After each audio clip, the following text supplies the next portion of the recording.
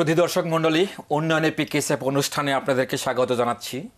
দীর্ঘ সময় ধরে পিকেএসএফের নানামুখী উন্নয়ন কর্মকাণ্ড এই অনুষ্ঠানের মাধ্যমে আপনাদের সামনে তুলে ধরা হয়। আজ আমরা আলোচনা করব পার্বত্য অঞ্চলে পিকেএসএফের সহায়তায় লিফট কার্যক্রমের আওতায় প্রাণী সম্পদ উন্নয়ন ভিত্তিক কার্যক্রম সম্পর্কে।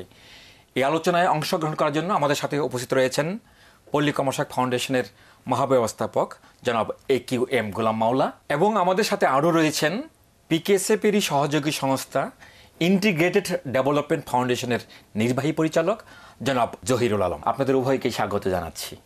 সুধী মণ্ডলী, দারিদ্র দূরীকরণের কর্মসংস্থান সৃষ্টির বিকল্প নেই, আর এই কর্মসংস্থান সৃষ্টির মাধ্যমেই টেকসই দারিদ্র দূরীকরণের লক্ষ্যে পিকেএসএফের সৃষ্টি। পার্বত্য চট্টগ্রামে কীভাবে নতুন নতুন কর্মসংস্থান সৃষ্টি হচ্ছে তার উপর একটি প্রামাণ্য চিত্র দেখার আমন্ত্রণ জানাচ্ছি।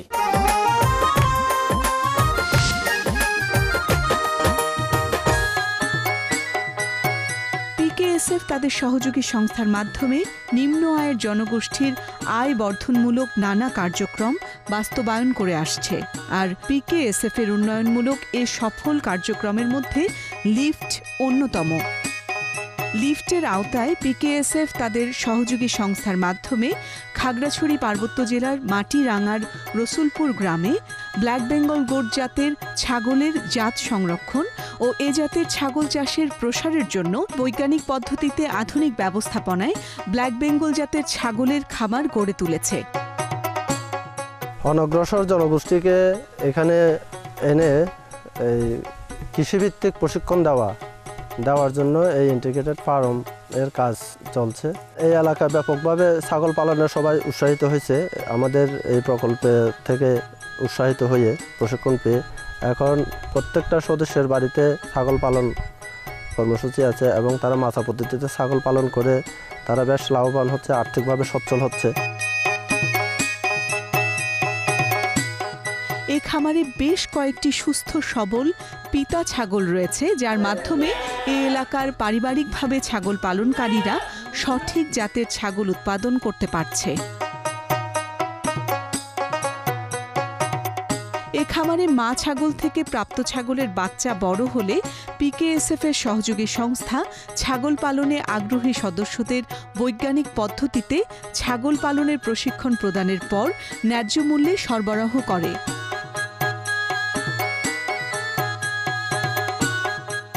আমি শুনছি আইডিবের ছাগলের জাত ভালো, এই জন্য আমি 3000 টাকা দিয়ে একটা ছাগল নিয়ে পালার জন্য নিচ্ছি, লাভবান হওয়ার জন্য। শুধু ছাগল সরবরাহই নয়, পিকেএসএফ এর সহযোগী সংস্থা তাদের সদস্যদের ছাগলের রোগবালাই নিয়ন্ত্রণের বা চিকিৎসার জন্য সার্বক্ষণিক পশু চিকিৎসক নিয়োগ করেছে।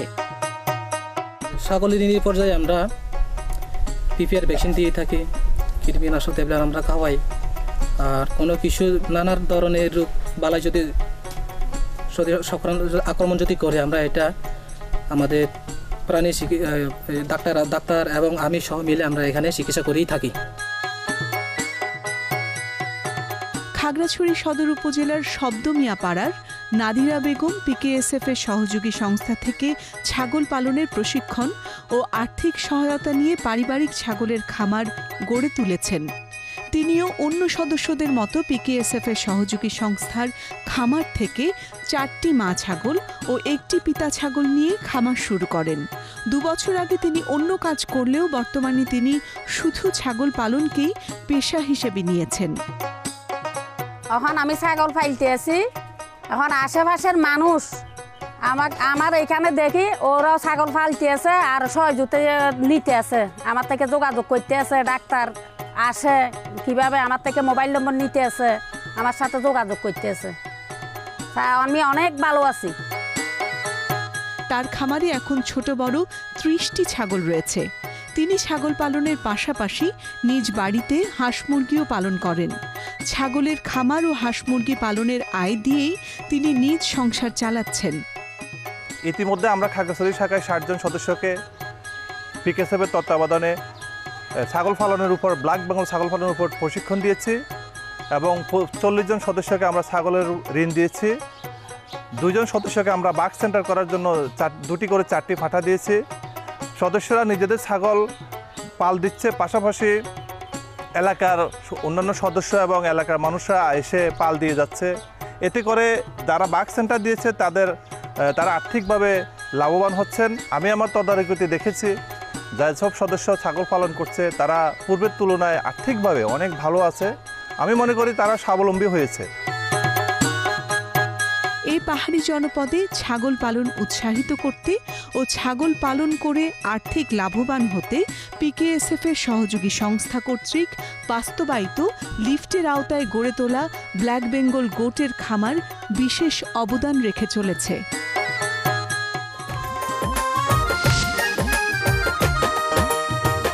শুধু দর্শক মণ্ডলীর প্রতিবেদনটি দেখলাম, যেখানে ব্ল্যাক বেঙ্গল ছাগলের উপরে একটি প্রামাণ্য চিত্র এবং কিভাবে সেখানে কর্মসংস্থান সৃষ্টি হচ্ছে সে বিষয়গুলি তুলে ধরা হয়েছে। আলোচনার প্রথমেই জনাব AQM গোলাম মাওলা, এই যে পল্লী কর্মসহায়ক ফাউন্ডেশন 2006 সালে যে কার্যক্রমটি গ্রহণ করলো সেটি হচ্ছে LIFT, learning and innovation fund to test new idea. এই কার্যক্রমটির পটভূমি অর্থাৎ কি চিন্তা চেতনাকে কেন্দ্র করে এই কার্যক্রমটি আরম্ভ হয়েছিল? পিকেএসএফ এর ম্যান্ডেট হলো কর্মসংস্থানের মাধ্যমে দারিদ্র বিমোচন। পিকেএসএফ শুরু থেকে যে কাজটা করত, ক্ষুদ্র ঋণের মাধ্যমে, পুঁজি সরবরাহের মাধ্যমে দরিদ্র জনগোষ্ঠীর বিভিন্ন উৎপাদনশীল কর্মকাণ্ডে অর্থায়ন করত। এবং পিকেএসএফ একটা সময় এসে দেখলো মাঠ পর্যায়ের অভিজ্ঞতার আলোকে যে মাঠ পর্যায়ে বিভিন্ন ধরনের সৃজনশীল উদ্ভাবনীমূলক কর্মকাণ্ড আছে, যেসব কর্মকাণ্ডে যদি বিকশিত করা যায়, সম্প্রসারিত করা যায়, সেখানে অনেক বেশি উৎপাদনশীল কর্মসংস্থানের সুযোগ রয়েছে এবং দরিদ্র জনগোষ্ঠীকে সম্পৃক্ত করার সুযোগ রয়েছে। দ্বিতীয়ত হচ্ছে যে অনেক অকৃষিজ কার্যক্রম আছে যেখানে যদি কর্মকাণ্ড সম্প্রসারণ করা যায় সেটাও দারিদ্র বিমোচনে সহায়ক হবে। এই প্রেক্ষিতে পিকেএসএফ 2006 সালে learning and innovation fund to test new ideas এই নামে একটি ইনোভেশন ফান্ড প্রকল্প শুরু করে এবং সেখান থেকে এটা আসলে একটা কর্মসূচি শুরু করে এবং বিভিন্ন উদ্ভাবনমূলক কর্মকাণ্ডে অর্থায়ন শুরু করে। এই পর্যন্ত কতটি এরকম উদ্ভাবনীমূলক কর্মকাণ্ডে সহায়তা প্রদান করছে? আমরা প্রায় 35টার উপরে উদ্ভাবনীমূলক কর্মকাণ্ডে। তার মধ্যে যদি সফল একটি কার্যক্রম আমরা চিহ্নিত করতে চাই তাহলে সেই কর্মকাণ্ডটি কোনটা হবে? খুবই সফল কর্মকাণ্ড যদি আমরা বিবেচনা করতে চাই তাই সেটা হচ্ছে ব্ল্যাক বেঙ্গল ছাগলের যে পালন এবং সম্প্রসারণ, সেটা একটি অত্যন্ত সফল কর্মকাণ্ড। এটি চুয়াডাঙ্গায় দামুর হোদায় প্রতিষ্ঠিত একটি কর্মসূচি। আচ্ছা, এটাকে সফল বলছেন কেন? বিশ্বের যেসব এলাকায় দরিদ্র মানুষ বসবাস করে সেখানে হচ্ছে ছাগলের কনসেন্ট্রেশন অনেক বেশি। দ্বিতীয়ত হচ্ছে আমরা যারা মুসলমান, আমাদের কাছে হালাল যে প্রাণীগুলো আছে, যেই প্রাণীগুলোর সবচেয়ে বেশি বাচ্চা উৎপাদন করে যারা, তারা হচ্ছে তাদের মধ্যে হচ্ছে ছাগল। এটা হচ্ছে দরিদ্র বান্ধব একটা কর্মকাণ্ড এবং এটা মনে হয় একটি বিষয়টা প্রাসঙ্গিক। সেটা হচ্ছে যে একসময় আমরা দেখলাম যে চুয়াডাঙ্গা এই ব্ল্যাক বেঙ্গল গোট একসময় যাদের আধিক্য ছিল সেটি ধ্বংসের পথে আস্তে আস্তে বিলুপ্ত হয়ে যাচ্ছিল। ঠিক ওই সময় কিন্তু পিকেএসএফ এই কর্মকাণ্ডটাকে হাতে নিল। এই জন্য আমরা ইনোভেশনের দিক থেকে ওইটাই হয়তো বলতে পারি যে একটা বিলুপ্ত প্রায় জিনকে আমরা সংরক্ষণ করার জন্য সচেষ্ট ছিলাম। এই লিফটের আরেকটি বোধহয় ছিল উদ্দেশ্য, সেটা হচ্ছে যে সফল কর্মসূচিকে অন্য এলাকায় প্রতিরূপায়ণ করা এবং তারই ফলাফল হিসাবে আজ আমরা দেখব যে পাহাড়ে ব্ল্যাক বেঙ্গল ছামার গড়ে উঠছে এবং এই কাজটি যে এগিয়ে নিয়ে যাচ্ছে সেটা হচ্ছে আমাদের আইডিএফের নির্বাহী পরিচালক জনাব জহির ভাই। আপনার কাছে প্রশ্ন, সেটা হচ্ছে পাহাড়ে ব্ল্যাক বেঙ্গল ছাগলের খামার গড়ে তোলার উদ্দেশ্যটা যদি একটু সংক্ষেপে বলেন। আসলে আপনি তো বলেছেন আইডিএফ, আমাদের প্রতিষ্ঠানটির নাম আইডিএফ, ইন্টিগ্রেটেড ডেভেলপমেন্ট ফাউন্ডেশন। আমরা এটা প্রতিষ্ঠিত করেছি 1992 সনে। আমরা কিন্তু শুরুতে শুধু ক্ষুদ্র ঋণ দিয়ে আমরা শুরু করেছি। তো ক্ষুদ্র ঋণ দিয়ে শুরু করতে গিয়ে তারপর আমরা দেখলাম যে এটার সাথে মানুষের যদি দারিদ্র দুষ্টচক্র থেকে বের করে আনতে হয়, শুধু ইয়েতে হবে না, ঋণ দিয়ে হবে না।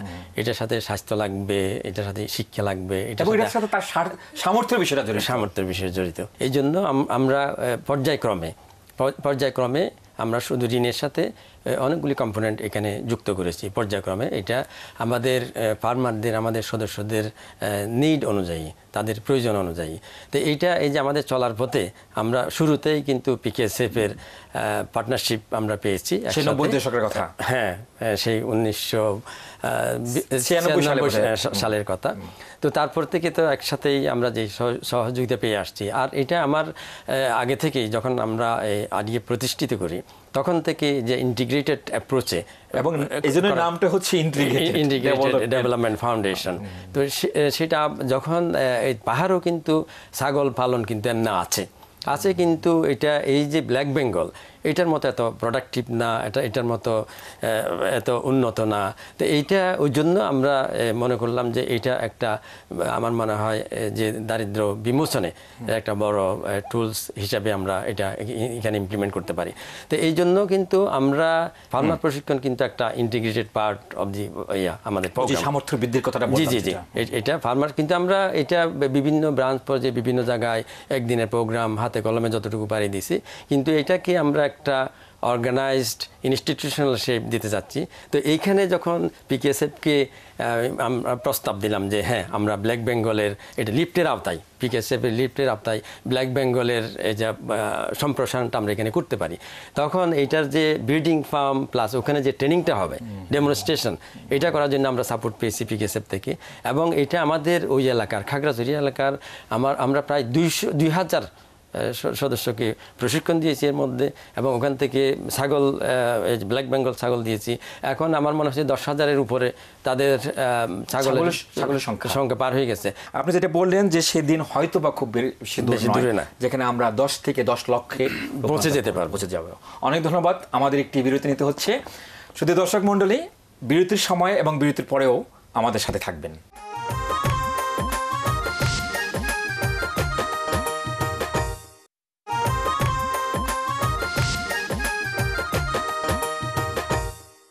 সুধী দর্শক মণ্ডলী, বিরতির সময় আমাদের সাথে থাকার জন্য ধন্যবাদ। বিরতিতে যাওয়ার পূর্বে আমরা আলোচনা করছিলাম লিফটের আওতায় পাহাড়ে ব্ল্যাক বেঙ্গল ছাগল পালন সম্পর্কে। আমরা আলোচনা করছিলাম যে পাহাড়ে এই ব্ল্যাক বেঙ্গল ছাগল পালনটা কতটুকু সময় উপযোগী এবং অর্থনৈতিকভাবে কতটুকু তারা উপকৃত হবে সদস্যগণ। আপনি বলছিলেন যে এই বিষয়টা আমাদের সেই চুয়াডাঙ্গা যে লিফটের যে কার্যক্রমটা, সেখান থেকে আমরা আসলে শিখেছি। এটি আপনারা একটা প্রদর্শনী খামার স্থাপন করেছেন, আমাদের এখানে সদস্যগণ থাকবে, এবং প্রশিক্ষণ একটা ইনস্টিটিউটের কথা বলছেন, অর্থাৎ প্রাতিষ্ঠানিক যে অ্যারেঞ্জমেন্ট সেটা আপনারা গ্রহণ করেছেন। আমি জনাব গোলাম মোল্লার কাছে এ বিষয়ে জানতে চাব যে আপনারা পাহাড়ের অঞ্চলে নতুনভাবে যাচ্ছেন আইডিএফকে সাথে নিয়ে, এখানে কি আপনি কি মনে করেন যে সমতল ভূমিতে যে রকম ব্যবস্থাপনাটা আমাদের হয়েছিল বা আমাদের যে অভিজ্ঞতাটা সঞ্চিত হয়েছে সেটা আমরা হুবহু রেপ্লিকেট করতে পারবো, নাকি বাড়তি কোনো দৃষ্টি আমাদের এখানে দিতে হবে? সবচেয়ে ইম্পর্ট্যান্ট হচ্ছে যে আমাদের একটা ধারণা ছিল যে ছাগল, ব্ল্যাক বেঙ্গল ছাগল কেবল সমতলেই পালন করা সম্ভব, পাহাড়ে সম্ভব না। কিন্তু আমরা যেটা দেখছি যে পাহাড়ে ব্ল্যাক বেঙ্গল ছাগল পালনের কিছু সুবিধা আছে, অতিরিক্ত সুবিধা আছে। প্রথম সুবিধা হচ্ছে যে আমরা সবাই লক্ষ্য করি যে ছাগল পিছনের 2 পায়ে ভর দিয়ে দাঁড়িয়ে কিছু খেতে পছন্দ করে এবং খেয়ে থাকে, যেটাকে ব্রাউজিং টেন্ডেন্সি বলে।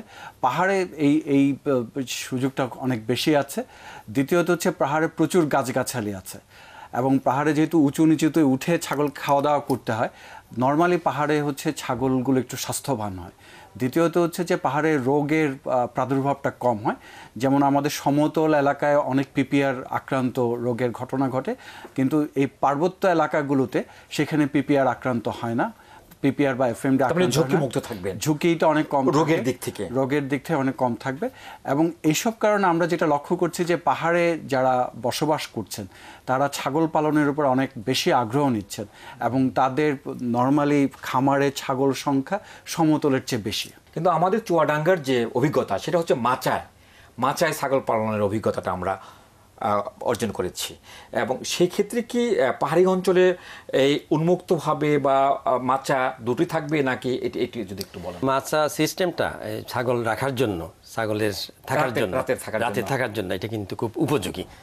কারণ এটা তখন এটা বিভিন্ন রকমের যে অ্যাটাক বলেন এগুলি থেকে তারা পায়, নিরাপত্তাটা পায়। আমরা চুয়াডাঙ্গা থেকে পাহাড় অঞ্চলে এটা সম্প্রসারণের পরিকল্পনা গ্রহণ করেছি। বাংলাদেশের অন্যান্য অঞ্চলেও তো এইরকমভাবেই সমভাবে উপযোগী এটি পালনে, তো সেই কোনো পরিকল্পনা পিকেএসএফ এর আছে কিনা? ওয়েভের যে অভিজ্ঞতা, সেই অভিজ্ঞতার আলোকে আমরা সমতলে আমাদের আরও 8টি সহযোগী সংস্থার মাধ্যমে সম্প্রসারণের উদ্যোগ গ্রহণ করেছি। এবং আমরা যখন এই সম্প্রসারণের কথা বলি, এটা 2 পর্যায়ে। একটা হচ্ছে যে সংস্থা পর্যায়ে আমরা ব্রিডিং খামার করছি এবং প্রতিটা সংস্থায় এই ব্রিডিং খামারগুলো অলরেডি প্রস্তুত হয়ে গেছে, সেখানে 200 করে ছাগল আছে।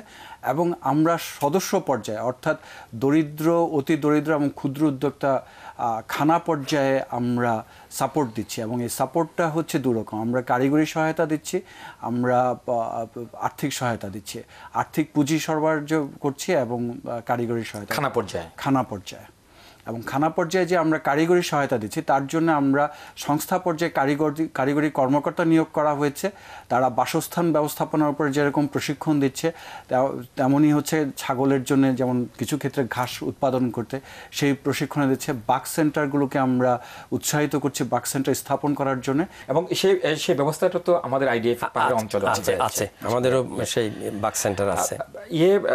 জহির ভাই, আপনি একটু আমাদেরকে একটু বলুন, সেটা হলো যে এই যে খামারি পর্যায়ে যেটা, অর্থাৎ আপনাদের একটি ব্রিডিং সেন্টার রয়েছে, এখান থেকে উন্নত মানের বাচ্চা সরবরাহ করেন, ছাগলের বাচ্চা সরবরাহ করেন আপনারা খামারি পর্যায়ে। তার মানে কি এগুলি কি সব মেয়ে বাচ্চা, নাকি এখানে কোনো ওই যেটা বলেন বাঘ আপনারা সরবরাহ করে থাকেন? আমরা দুটাই করি, এটা মেয়ে আর একটা ওই পাটা করি। এবং ওই যে এরকম প্রতি গ্রামে 2-3টা এরকম আমরা ওখান থেকে ওরা করতে পারে। না হলে তো এতগুলো সদস্য, এতগুলো জায়গা, এক জায়গা থেকে এটা দেওয়া আসলে খুব ডিফিকাল্ট। তো কাজে আমাদের এর জন্য কি আইডিএফ এ সুনির্দিষ্ট লোকবল রয়েছে, এগুলি কি দেখাশোনা করে? জি, আমাদের আলাদা একটা আছে, ডিপার্টমেন্টই আছে, এটা লাইভ স্টক ডিপার্টমেন্ট। আর ওখানেও খামারও আমাদের লাইভ স্টক অফিসার আছে, তারপরে আমাদের প্যারাবেট আছে যারা এটা সার্বক্ষণিক দেখাশোনা করে। আবার প্রত্যেক জন্য, এলাকার জন্য আলাদা প্যারাবেট অ্যাসাইন করা আছে, তারা গিয়ে দেখে তাদের কোনো অসুবিধা আছে কিনা, ছাগলে কোনো অসুখ বিসুখ আছে কিনা। তো এইটা ওই সার্ভিসটা কিন্তু আমরা খুব এক্সটেন্সিভলি দিচ্ছি। এটা না দিলে তারা নিরুৎসাহিত হয়ে যাবে, নিরুৎসাহিত হয়ে যাবে। পিকেএসএফ এর অনেক কর্মসূচি রয়েছে এবং তার মধ্যে আমরা একটু দেখি এখন যেটি খুব জোরে সোরে আরম্ভ হয়েছে, সেটা হচ্ছে ভ্যালু চেইন ডেভেলপমেন্ট। এই যে ছাগলের কথাটা যেটা বললেন, সেটা হচ্ছে যে এইটাকে কেন্দ্র করে কি কোনো ভ্যালু চেইন ডেভেলপ করার চিন্তা চেতনা পিকেএসএফ রয়েছে কিনা? যেভাবে আপনারা আরম্ভ করেছেন, একসময় দেখা যাবে যে হয়তোবা ভবিষ্যতে বিদেশে রপ্তানি করার বিষয়টাও মাথায় রাখতে পারে, সেদিক থেকে যদি কিছু বলেন আপনি। এখানে খুব গুরুত্বপূর্ণ, যেমন আমাদের প্রাণী সম্পদ বিভাগের একটা পরিসংখ্যান হচ্ছে বাংলাদেশে বর্তমানে 1 কোটি খানা ছাগল পালন করছে এবং এই খানার পরে ছাগলের সংখ্যা হচ্ছে 2 কোটির উপরে।